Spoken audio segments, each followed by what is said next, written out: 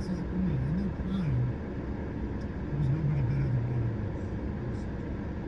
Like, Fitzgerald just, consistent. It was like, So he probably, I would guess that Randy Moss didn't make his bed, but Larry Fitzgerald did. Just based on their personality. you think so? No, I think so. And hopefully Fitzgerald plays a little bit longer because golf announcing is probably not what he's going for. No. Let's go to Clarkson. Say good morning to Cole. What's up? Good. No, we're not. I don't think he was the best Pittsburgh Steelers wide receiver this century. I think Antonio Brown.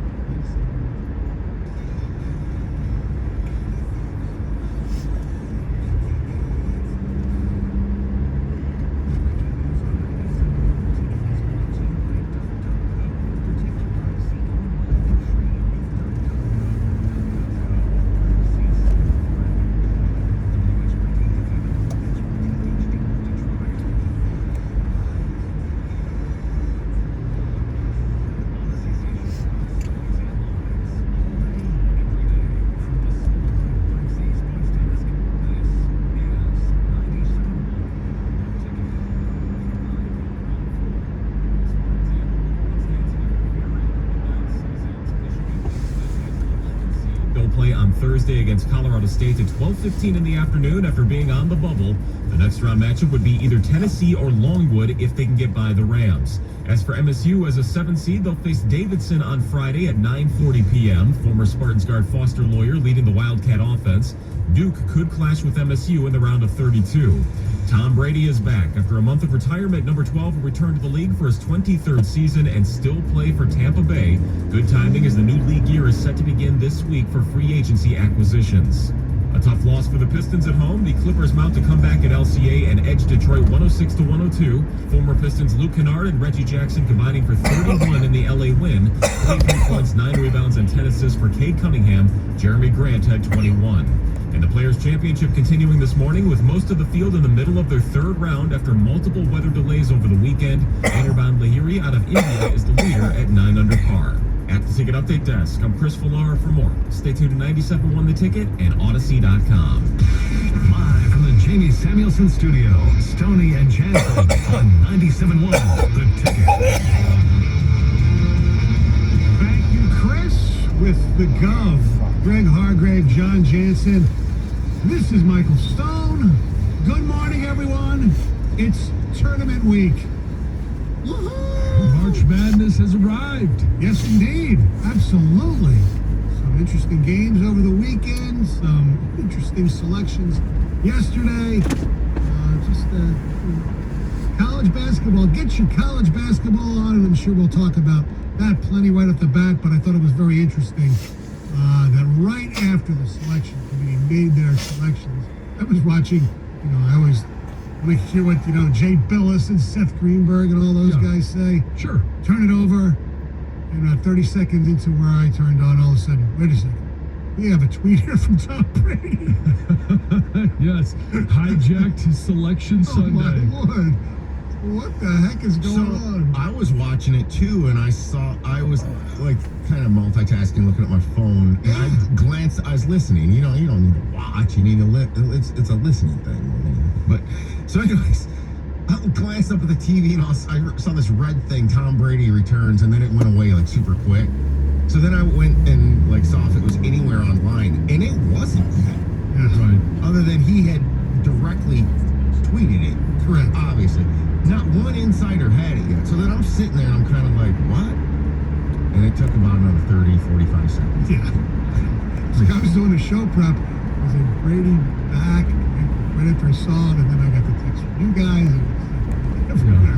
Only Tom could upstage everything. He did it purposely? I don't. No, he did it for the free agency. No, I mean as far as he could have waited another hour. I don't know. I don't know. And that's the curious thing is, a lot of decisions are being made about this season. Guys, agreeing to contracts. Today is the start of the legal tampering, which is the dumbest quote or the dumbest tag in all of sports. But I think he needed to, because other guys were going to be talking to other teams, and whether or not they started talking yesterday, let's all face the facts. They started talking at the latest at the combine. So those conversations were going on. Plus now he's, I'm sure he's going to call Ollie Marpet, their guard that retired, and say, hey, you want to give it one more go? Wow. I mean, there's the ripple effect. Oh, I know. I saw Tristan Wirfs tweeted, "Let's go." Yeah. Put this back. Mike Evans did the same thing. LFG. So I think it'll be interesting to see what happens here over this week, and the ripple effects that it'll have throughout the rest of football. Because there's a lot of other guys that are free agents that may decide to come back, and as has been coined, let's run it back. I wonder what's going through Aaron Rodgers. Damn it! I think what happened was Brady saw the way we ranked the NFC quarterbacks. Yeah. Wait a second. I should be 2 on that list, if not 1, right? Yeah. And I mean, I think right now he's obviously, I think, a solid number 2. Yes. Because who doesn't like solid number 2? Yeah, right. Much better than. Come on. What a way to start off the week. 6:06. Jackson's talking about solid poop. So I don't know how much people were legitimately paying attention to this. John, I have felt he was coming back. Yeah. I kind of bought into the whole he's going to go play for the Niners. That's who his childhood team was. But I thought he'd play football next year.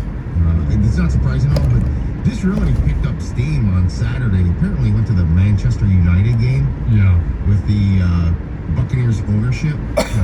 And there were significant rumblings from Pro Football Talk on Saturday about, hey, this might be happening. I didn't think he was coming back. I thought this was going to be one where he made the decision. But I'm glad that he felt like, hey, I'm not locked into anything. I can do whatever the hell I want. And if I want to go back and play football, I'm going to go back and play football. Because he was number 2 in the MVP voting last year. Led the NFL in 4 or 5 different categories. Total passing yards is one of them. And so he's still playing at a high level. And I'll tell you right now, when you leave the game as a professional athlete, when you leave the game at any level and know that you're not going to play again, it's hard to do. And when you leave it at the NFL level or pro sports level, there's a void. And I don't think he was ready for that void. I'm glad he doesn't have to face it right now. You know what else is interesting about all this? Chris Godwin got the franchise tag. I'm sure that played into it a little bit. We'll get all into Brady and some other quarterback contracts that were kind of head scratching, so to speak. But we need to talk about the tournament. The brackets, as you know, were announced. Everybody get their brackets out. They do their office pools. It's a lot of fun. And Gov was right. He said 17 would get Michigan in. When watching the Richmond-Davidson game, when Foster Lawyer missed the shot that would have won the game for Davidson, I said, wow, how ironic. Foster Lawyer sends Michigan home because Richmond was not going to get in there, so they were stealing a bid. I thought it was going to be Michigan's. As it turns out, Michigan got an 11th seed, which, I don't know. I know the net numbers, all that stuff. You know, Ken Palm is pretty good, but I just think there were a couple teams that were better. Not that Michigan shouldn't have been in the field. I thought they were playing game material. I thought, you know, instead of Rutgers Notre Dame, Michigan Notre Dame would have been pretty cool. Yeah, and the fact that Indiana, look, I know it's a full-bodied work, and I know Indiana got waxed by Michigan in Bloomington earlier in the season. And the fact that, you know, what happened on Thursday, Michigan blowing a 17-point lead to Indiana, and then Indiana coupling going down and beat Illinois. I thought for sure they'd have a better seed than Michigan. Well, they're not playing now. So Stoney, you know, when I thought 17 and 14 was a number and matched with their metrics, kind of bought into this is the way sports is now. It's analytics and metrics driven. Yeah. And I actually think that's what happened with the totality of the field. And I'll defer to Greg here to a degree. They devalued conference tournaments significantly. Especially the last two games, especially Saturday and Sunday. Now, I think the one head scratcher is, and it'll go to what I just said about the devaluing of conference play. I can't believe A&M didn't get in over Indiana. Simply because they made it to their championship game. And Indiana still only made it to the Seminoles. Now, I got a little concerned on Friday about Michigan when Indiana beat Illinois, and I was like, man, they might be in trouble, or at least play-in game destination. But I held firm. I didn't even think they would be in the play-in game. Because of the totality. So, metrics, whether you agree or disagree with it or not, I'm not defending them. Like, if they didn't deserve, you can easily make the case they didn't deserve to make it. Right, absolutely. I mean, you talk about Texas A&M, which, by the way, Dayton was the next team.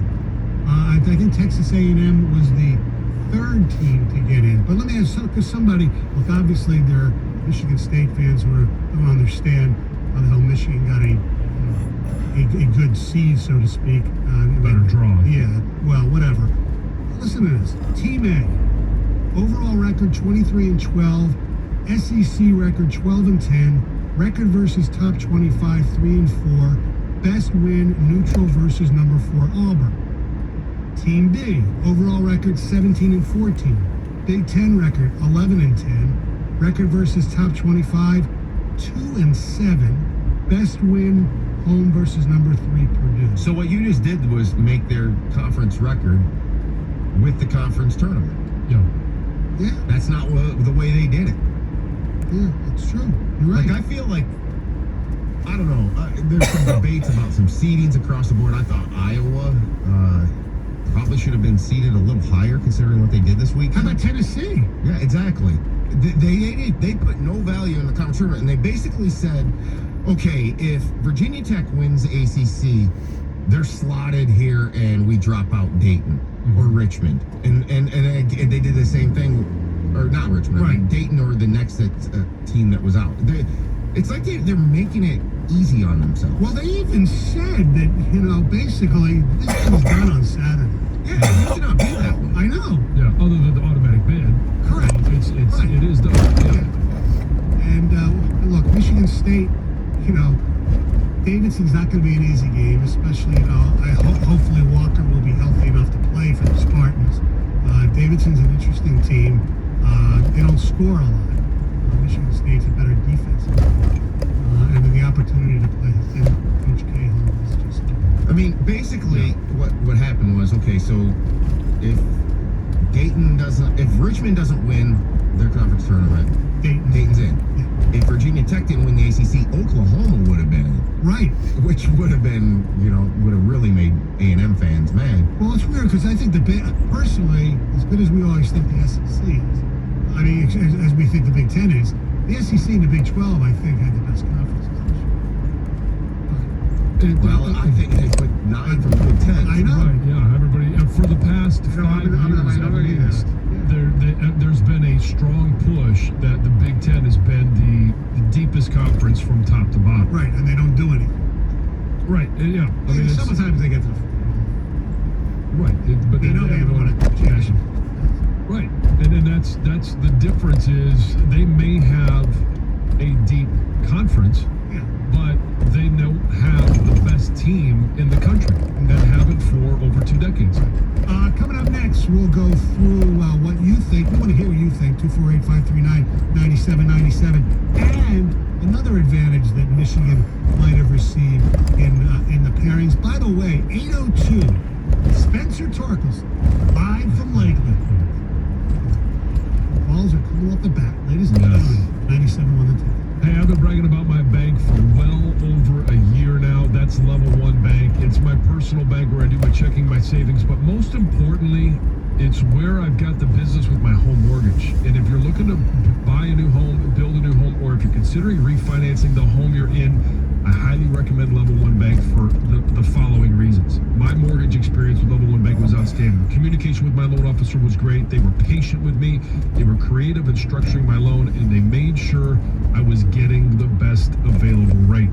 Level 1 Bank has earned my trust for all these reasons. They also provide a wide variety of mortgage programs like first-time home buyer, new construction and renovation loans, jumbo loans, doctor loans. They even have a special mortgage program designed for first responders, medical professionals, teachers, and government or nonprofit employees. If you want to learn more about any of these programs, go to level1bank.com or call Dan Urban at 866-707-LOAN. That's 866-707-LOAN. Level 1 Bank is a member of the FDIC and an equal housing lender. 97.1 The Ticket. Traffic. From the WWJ AM 950 Traffic Center, this report brought to you by the National Electrical Contractors Association, NECA. No problems on the drive this morning. Things are pretty clear along 75, 696, and 96. No problem on 275 Lodge or Southfield. Put the expertise and skill of NECA signatory contractors to work on your commercial, public, industrial, or residential construction project. NECA contractors like Rotor Electrical Company are powering Michigan's future project after project on time and on budget. Learn more at smcneca.org. I'm Michelle Pena with traffic.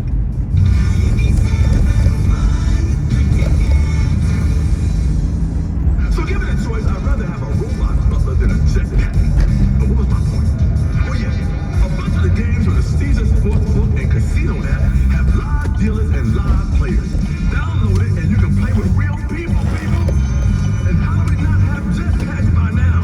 Where's the future we were promised people? Must be 21. Offer valid in Michigan only and for new players. Terms and conditions apply. See Caesars.com/promos. Gambling problem? Call the Michigan Department of Health and Human Services Gambling Disorder Helpline at 1-800-270-7117.